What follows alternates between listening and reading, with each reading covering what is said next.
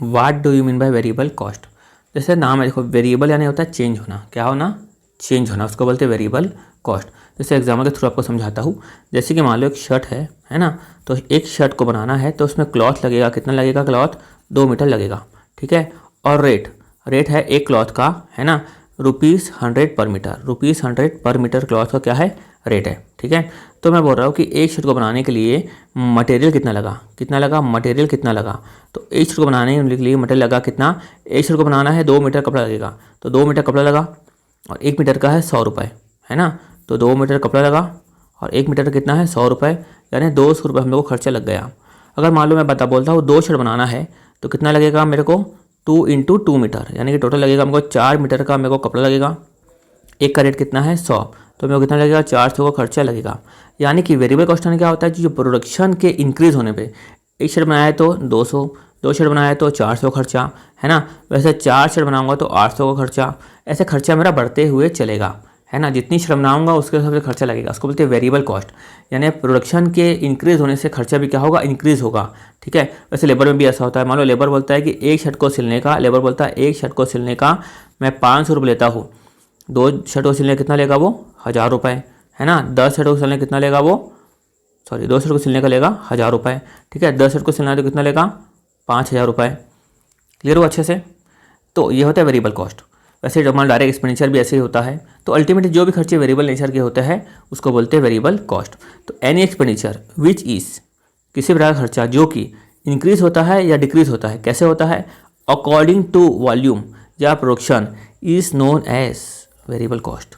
Variable cost का दूसरा नाम क्या है, मार्जिनल कॉस्ट। खैर फिलहाल आपको यहाँ तक समझना है वेरिएबल कॉस्ट, ठीक है। क्लियर हो गया अच्छे से। तो any expenditure which is increase और decrease according to volume is known as variable cost. अब देखते हैं what do mean by fixed cost. Fixed cost क्या होती है, आसान शब्दों में इसको लिख कर रखा हूँ। देखो फिक्स्ड कॉस्ट मतलब क्या होती है, देखो जैसे कि मान लो आपकी शॉप है, मान लो आपकी क्या है, शॉप है, ठीक है। अब शॉप में मान लो, अच्छा शॉप को छोड़ो, मैन्युफैक्चरिंग इंडस्ट्री की बात करते हैं अपन, है ना। आपका मैन्युफैक्चरिंग क्या है, इंडस्ट्री है। तो मान लो कि आप 21-22 में आपने प्रोडक्शन किया था 10,000 यूनिट का, कितने यूनिट का, 10,000 यूनिट का, है ना। और आपने रेंट दिया था ₹1 लाख, कितना दिया था, ₹1 लाख। अब जो है दोस्तों 22-23 में मान लो आप जो है प्रोडक्शन करते हो, मान लो 15,000, कितना करते हो, 15,000 का। तो क्या आप ऑनर को ऐसा बोलोगे कि भाई मैं प्रोडक्शन ज़्यादा कि एक काम कर तू रेंट जो है ज़्यादा ले ले। देखो एग्रीमेंट के हिसाब से जो रेंट बढ़ेगा वो तो बढ़ेगा, नो प्रॉब्लम, है ना। लेकिन आप ऐसा बोलोगे कि भाई मैं प्रोडक्शन ज़्यादा कि एक काम कर तू 1.5 लाख रुपये ले ले, नहीं, इसको आप ऐसा नहीं बोलोगे, है ना। ऐसा बोलोगे क्या, नहीं बोलोगे। क्यों नहीं बोलोगे, क्योंकि दोस्तों ये प्रोडक्शन के बढ़ने के साथ ये खर्चा नहीं बढ़ रहा है, प्रोडक्शन के बढ़ने के साथ ये खर्चा नहीं बढ़ रहा है। तो शॉप में जो रेंट है ना, वो तो हर साल 1 लाख लगना है, या एग्रीमेंट के हिसाब से जो बढ़ना है वो बढ़ना है।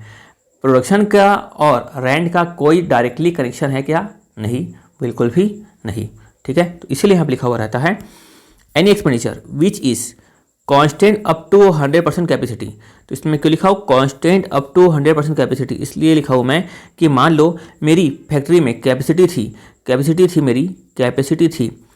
20,000 यूनिट तक बनाने की, ठीक है। तो भाई मैं 10,000 बनाया चलेगा, 15 बनाया चलेगा, 20 बनाया चलेगा। लेकिन मैं जैसे ही कैपेसिटी से बियॉन्ड 21,000 यूनिट बनाता हूँ तो मेरे को जस्ट डबल कॉस्ट लग जाएगी। क्या लग जाएगी, double cost, just double cost. क्योंकि मेरे को एक अलग फैक्ट्री लेना पड़ेगा, है ना। मेरी कैपेसिटी कितनी की थी, 20,000 की थी, तो मेरे को एक अलग फैक्ट्री लेना पड़ेगा। तो अलग से फैक्ट्री लेना है तो उसका भी मेरे को 1 लाख किराया देना पड़ेगा। क्लियर। तो any expenditure which is constant up to 100% capacity is known as fixed cost. अब what do mean by semi variable cost, यहाँ पे इतने समझेंगे हम लोग। It is a total of variable and fixed cost.